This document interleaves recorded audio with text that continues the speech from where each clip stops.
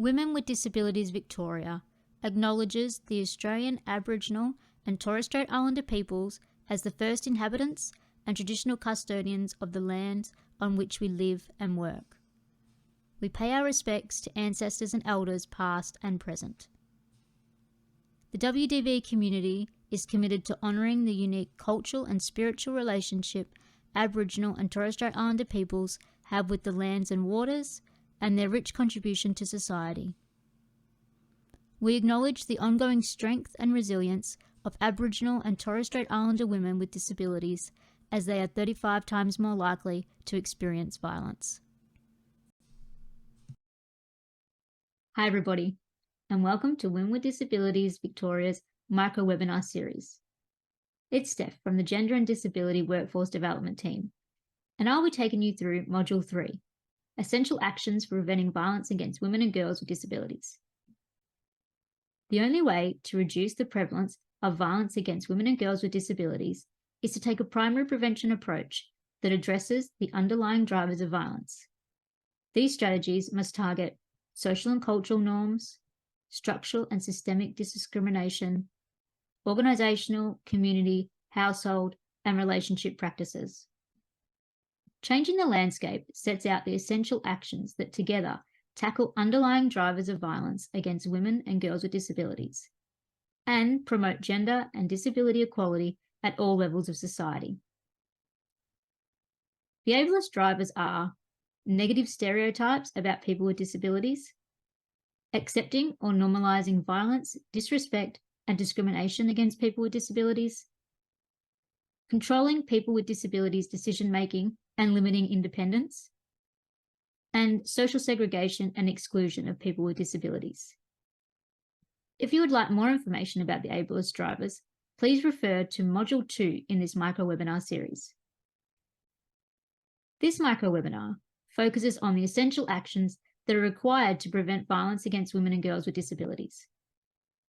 These essential actions are the most important as they directly tackle the primary underlying drivers of violence. But just a few things to note before we begin.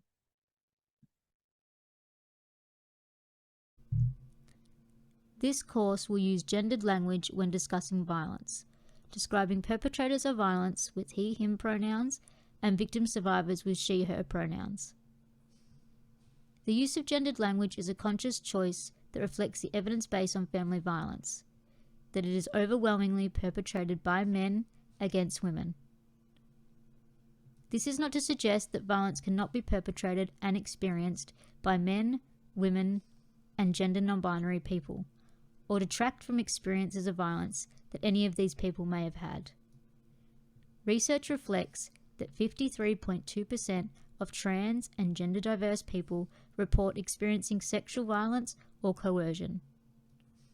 Furthermore, among adults with a disability, non-binary people report the highest rates of experiencing violence from an intimate partner. Prevention of family violence requires an acknowledgement of these gendered dynamics, as well as an understanding of intersecting forms of discrimination, including homophobia, ableism, racism, and ageism.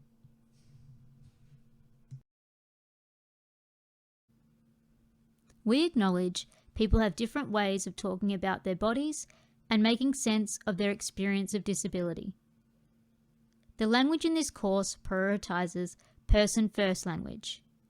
We acknowledge for many people, identity-first language is a source of pride, which can be used to deliberately resist cultural shame.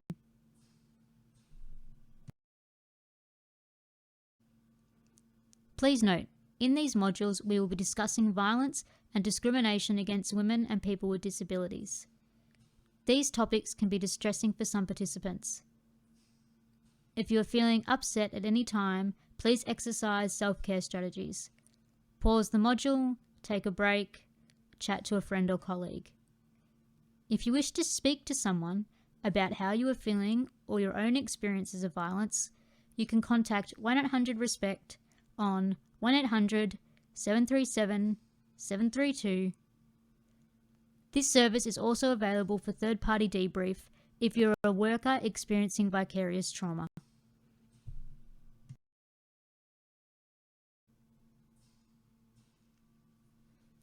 These actions together tackle the underlying drivers of violence against women and girls with disabilities and promote gender and disability equality at all levels of society. Action 1. Address the underlying social context that gives rise to violence against women and girls with disabilities. Action 2. Challenge the acceptance and normalisation of violence against women and girls with disabilities. Action 3. Improve attitudes towards women and girls with disabilities by challenging ableist and sexist stereotypes. Action 4. Promote the inclusion of women and girls with disabilities in all aspects of life. Action 5.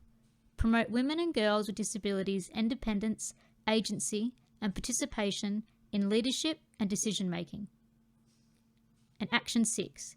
Engage men and boys to challenge controlling, dominant, and aggressive forms of masculinity.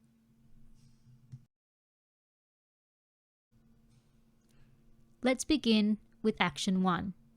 Address the underlying social context that gives rise to violence against women and girls with disabilities. For a long time, disability was understood through medical and charity models. These models made people think negatively about disability, perpetrating disability as something that needed to be fixed or cured. They also said people with disabilities should be pitied and hidden away, or removed from society completely. These models influenced people's beliefs and resulted in discrimination and stigmatisation of people with disabilities. The adoption of more positive models of disability, like the social model and the human rights model, has empowered people with disabilities. These models are about providing everyone with the same opportunities and privileges and urging society to adapt, rather than focusing on those with impairments. The social model of disability emphasises a collective approach and recognises that inequality does not result from impairment, but is created by a social environment that excludes people with disabilities from full participation in society due to attitudes and environmental barriers. Instead of focusing on what is wrong with a person, the social model focuses on what is wrong with society we live in and what needs to change to achieve equitable opportunities and participation for people with disabilities. The human rights model extends from the social model and tells us that disability cannot be used as an excuse to discriminate or deny access and opportunity. It recognises that enabling people with disabilities to live freely and independently requires more than just removing barriers in society. This model focuses on people with disabilities being active participants in all matters that affect them, as they are the experts in their own lives. This model also focuses on governments being held accountable for their actions towards disability inclusion. We acknowledge that people have different ways of talking about their bodies and making sense of their experience of disability. Some people prefer terms that prioritise collectivism and the need for societal change. Others prefer terms which emphasise the value of every person's life and reminds us of their human rights. An intersectional understanding of disability recognises that people's experiences of disability are affected by intersecting social identities and experiences of discrimination and disadvantage. These can include race, class, nationality, sexuality, gender, religion, age, body shape, and health status. Adopting an intersectional lens recognises that within concepts of disability, social hierarchies are reflected. For example, Australian citizens and permanent residents are eligible for the NDIS, while temporary visa holders are not. As a result, they will have different experiences of disability. Let's now look at Action 2. Challenge the acceptance and normalisation of violence against women and girls with disabilities. Language about disability is important because it betrays a person's attitude and perception regarding disability. It is good to use anti-violence messaging to challenge sexist and ableist norms attitudes, and practices that excuse violence against women and girls with disabilities. This includes focusing on perpetrator accountability, including challenging the halo effect, attempts to shift blame from perpetrator to victim survivor, and suggestions that disability is an excuse for violence.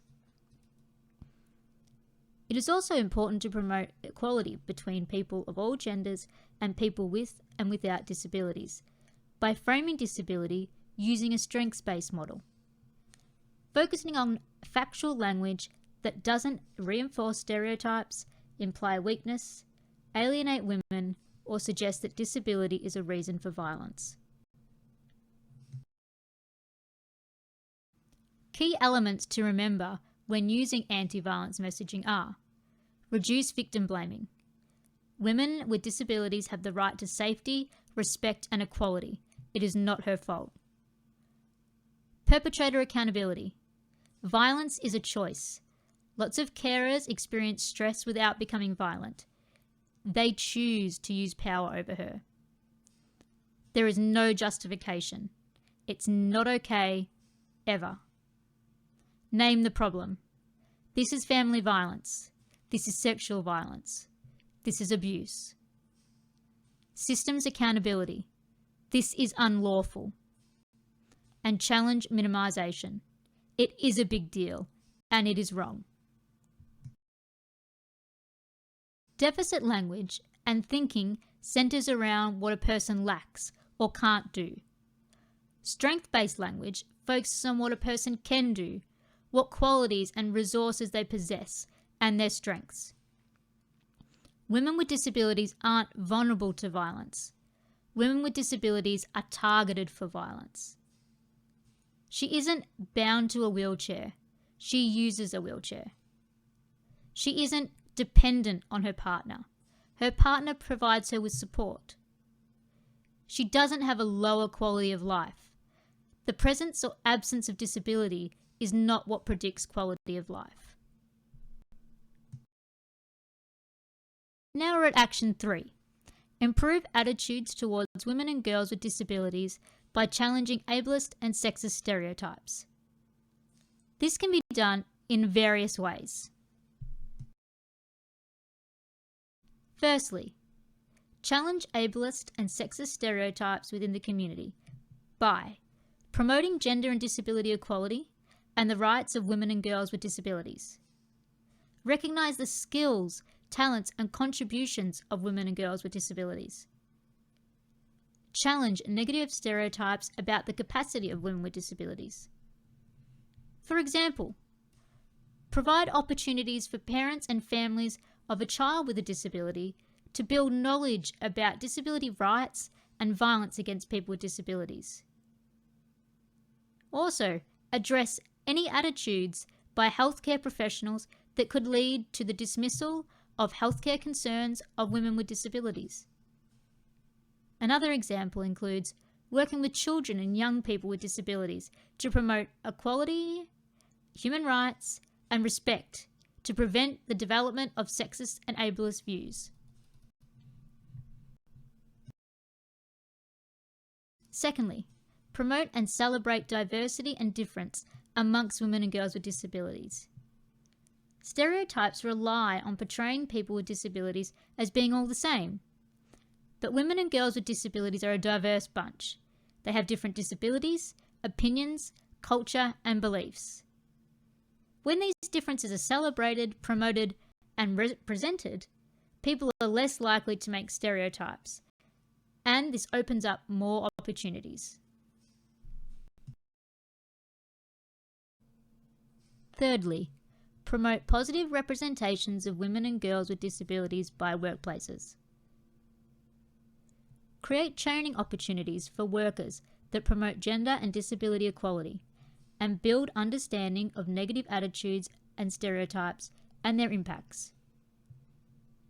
Utilize language and imagery that is inclusive of people of all genders and abilities in internal and external communications. Promote workplace culture where negative stereotyping and prejudice against women and girls with disabilities is never tolerated. Finally, promote disability pride. This is an idea taken from the queer pride movement. Disability pride recognises that people with disabilities are worthy and should lead dignified lives. Disability pride tells us not to be ashamed of having a disability. Disability pride reminds us that women with disabilities belong to society and celebrate our achievements. Disability is a part of who we are, but it does not define us. We are made up of many different identities, and this impacts our life experiences. Now it's time to talk about Action 4. Promote the inclusion of women and girls with disabilities in all aspects of life. To promote the full participation of women and girls with disabilities in public life involves the elimination of access to barriers to education, work, community, and housing.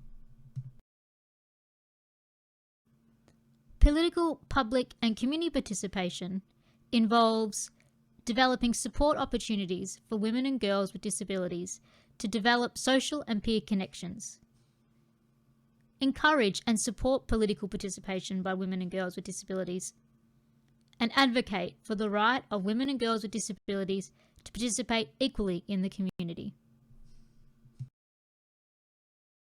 Equal employment and economic participation requires creating inclusive and safe workplaces, creating diverse, permanent roles with career progression opportunities for women with disabilities.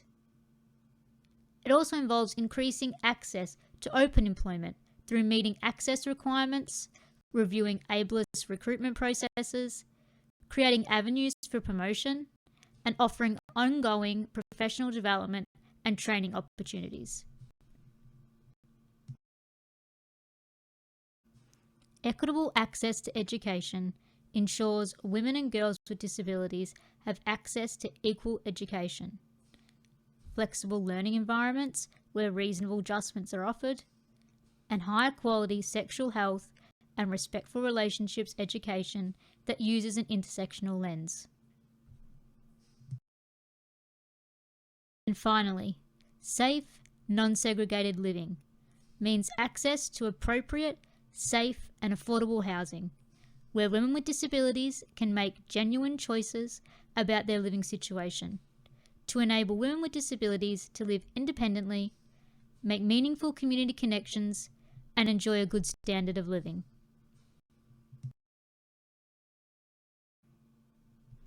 This brings us to Action 5. Promote women and girls with disabilities independence, agency, and participation in leadership and decision making. This involves promoting supported and informed decision making and ensuring that there are accessibility options available. Rejecting the idea that women with disabilities need to be protected by parents, carers, and service providers in areas like financial control, sexual health, and housing. In private life, we need to support women with disabilities to make decisions and have control about their care. We need to support women with disabilities to take considerate risks and set their own boundaries. We need to acknowledge and support women with disabilities' parenting skills. We need to provide women with disabilities opportunities to learn about and manage their own money. We also need to support women with disabilities to make their own decisions about who they want to spend time with and have relationships with. In public life, we need to make streets, buildings, cafes, entertainment venues, schools, universities, and workplaces accessible for all. We need to make public transport accessible and make respectful relationships education available and accessible to people with disabilities. We need to support women with disabilities to develop leadership skills and move into decision-making roles. Workplaces need to undertake unconscious bias training to reduce employment and workplace discrimination. We need to record and analyse organisational statistics on gender and disability to develop actions and address inequalities. There needs to be sexual and reproductive health services accessible for women with disabilities. They need to have their choices supported and resist coercive practices. Now we reach the final action. Action 6. Engage men and boys to challenge controlling, dominant and aggressive forms of masculinity. Engaging men to challenge rigid attachments of the ideas attached to masculinity as controlling, dominant or aggressive. It's about promoting positive male peer relationships and challenging male peer group cultures that disrespect women and emphasize aggression. This can be done by strengthening individual knowledge and skills to increase capacity of individuals to prevent violence against women. Promote community education to shift public awareness, attitudes and norms relating to gender inequality and violence against women. Educating health, social and community service professionals to educate, support and engage others. Engaging, strengthening and mobilising communities to promote economic and social empowerment and community mobilisation for prevention of violence against women. Changing organisational practices and influencing policies and legislation. In addition to these 6 actions, there are 4 supporting actions that address reinforcing factors discussed in Module 2 of this micro-webinar series. On their own, these supporting actions are not sufficient. However, they can make an important contribution to the prevention of violence against women and girls with and without disabilities. Number 1. Tackling gender and disability-related employment opportunities for people with disabilities. Ensuring that employers meet the access requirements of people with disabilities. 2. Increase economic equality and financial independence for people with disabilities. Number 3. Reducing poverty and increasing the economic security of people with disabilities, including ensuring that financial constraints are not a barrier for women with disabilities to live independently. And finally, number 4. Improve access to housing, transport, education, and other public services for people with disabilities. That brings us to the end of Module 3, Essential Actions for Preventing Violence Against Women and Girls with Disabilities. Please remember, violence against women and girls with disabilities is a serious violation of human rights and is preventable, not inevitable. By shifting sexist and ableist attitudes and structures, we can stop violence before it starts. On behalf of Women with Disabilities Victoria, thank you for your commitment to ending violence against women and girls with disabilities.